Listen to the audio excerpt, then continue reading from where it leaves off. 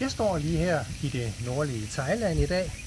Det er blevet tirsdag, og jeg er lige på besøg ude hos Ken Holm, som har lavet sådan et resort her, hvor der bor en hel del danskere også i Thani Beach.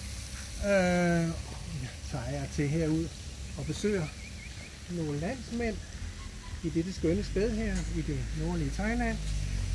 Jeg vil gerne fortælle om, hvordan i forbindelse med udgivelsen af min bog, jeg har lavet her, Kviksølv, forgiftningskatastrofen i vores samfund, inklusiv afsløring af årsagen til psykiske og neurologiske lidelser blandt børn og unge.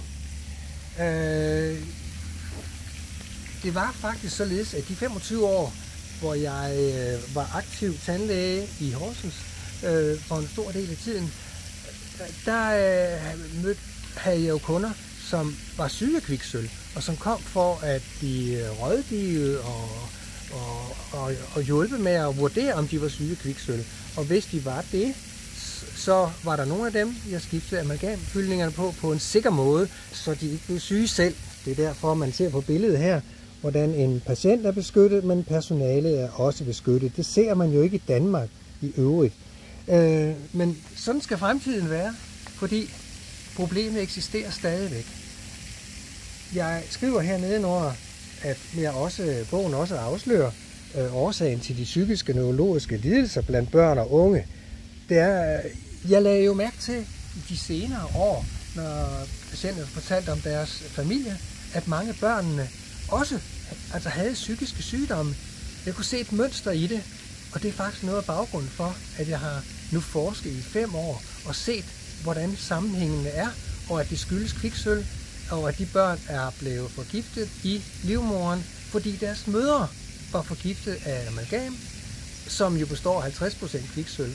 Og der sker det i livmoderen, det faktisk bliver ganget op med 3, så det er en rimelig forklaring på det. Og til at illustrere, hvad der så sker, så har jeg jo så i går modtaget en mail her fra en person, hvor jeg tillader mig lige at få lov til at læse lidt op, uden at nævne, hvem det er. Så skriver hun her, jeg har fået læst cirka halvdelen af din bog. Alt tyder på, at jeg tilhører de 20% af befolkningen med en øget sensibilitet for kviksølv. Dels på grund af mine symptomer, men desværre også på grund af, at alle mine 4 børn har fået diagnosen autisme. Så din hypotese med kviksølv som medspillende årsag er aldeles rystende for mig, da det har fået meget store konsekvenser for min familie.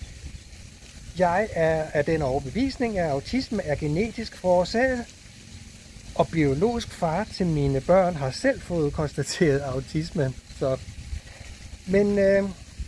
det lyder plausibelt, at kviksølv kan være en forstærkende faktor. Og det har hun det fuldstændig ret i, og det her, det er situationen for tusindvis af familier i Danmark.